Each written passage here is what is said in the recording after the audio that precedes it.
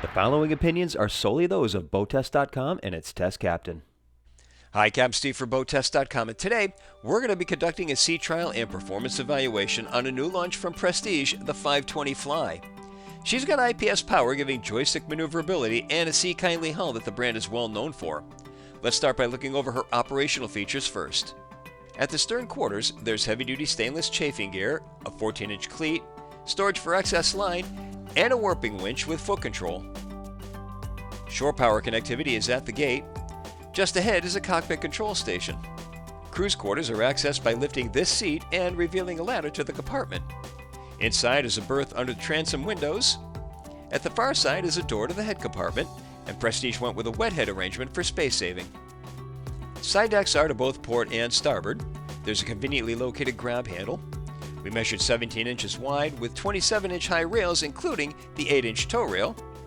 Notice how the cabin sides are angled to give a bit more room at the shoulders, and a rail is under the overhang. As we continue forward, fender storage racks flip out from the rail. Ahead is the anchor mounted to a roller atop the deck. An electric windlass is just behind, and the bow is protected with a stainless scuff plate. The engine room is accessed from a hatch in the aft deck, and not only is the opening guttered, but notice how the water is channeled away and overboard. Also notice the double clamping and all sharp edges are protected. The ladder brings us right down between the twin Volvo Penta IPS 600 engines, and they're rigged so the daily checks are at this location for both engines. There's an exorbitant amount of insulation in this engine room. Looking forward, we can see the 11 kW generator and the two fuel tanks at 172 gallons each, and the fuel filters are attached to each tank. At the top, we can see how well the tanks are strapped in, and we can also see the pull cable attached to the emergency fuel shutoff. Now, we don't have access to the pods from this location.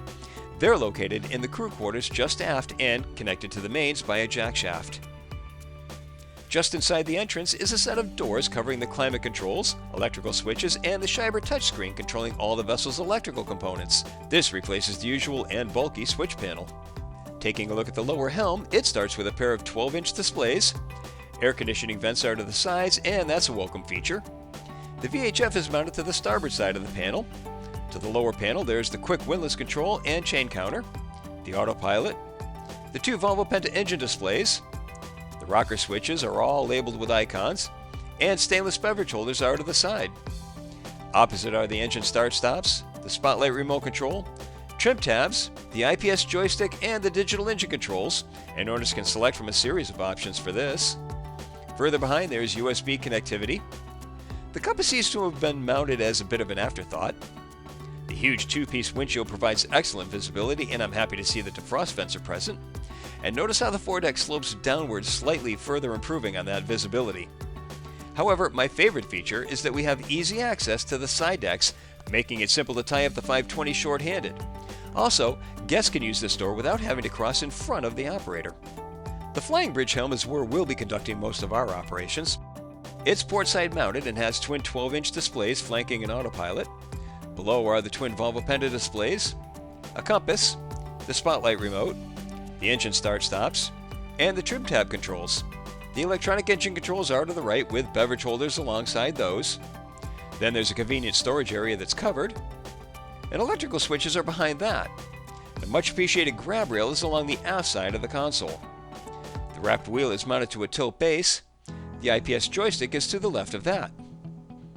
So when it came time to get underway, the tight confines and lack of room ahead or behind was no concern, as the IPS joystick allowed us to side-slip our way off the dock.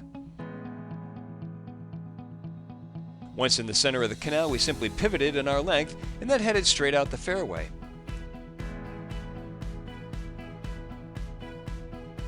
Here we can see how that hardtop support is in such close proximity when driving. The helm is comfortable whether standing or sitting, and the wheel takes just a fingertip touch to steer. The Prestige 520 Fly has a length overall of 52 feet 9 inches, a beam of 14 feet 9 inches, and a draft of 3 feet 5 inches. With an empty weight of 31,085 pounds, 70% fuel, and 4 people on board, we had an estimated test weight of 33,320 pounds.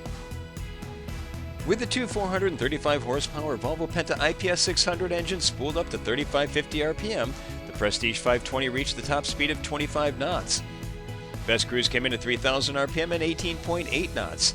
At that speed, the 30.7 gallon per hour fuel burn translated into a range of 189.4 nautical miles, all while still holding back a 10% reserve of the boat's 344 gallon total fuel capacity. We reached planing speed in 7.3 seconds and accelerated to 20 miles per hour in an average 10 seconds even. As for handling, it's a remarkably steady boat. Here, we're in beam conditions with 2-foot swells and we're barely rolling, probably max 10 degrees. We managed to find a wake and the 520 carved right through and sent water off to the sides and low, maintaining our dry ride. This was reinforced as we came around into the head seas. The beam is carried so far forward that it actually forces the spray off to the sides, and we're still rock solid stable. Of course, put her into a following sea and just to open her up. She's most comfortable here.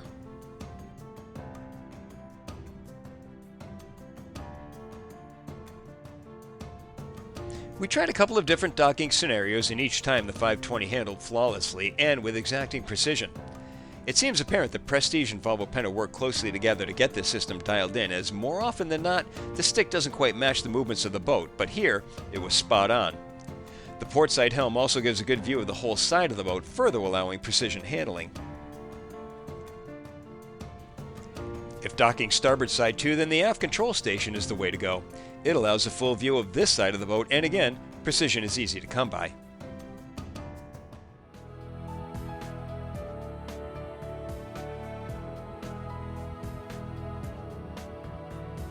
Well, clearly, we have a well-mannered yacht with ease of maneuverability, whether offshore or around the dock. She's also loaded with comfort, but that's another video, be sure to look for it. For now, that's our sea trial and performance evaluation of the 520 Fly from Prestige Yachts. For BoatTEST.com, I'm Captain Steve. We'll see you on the water.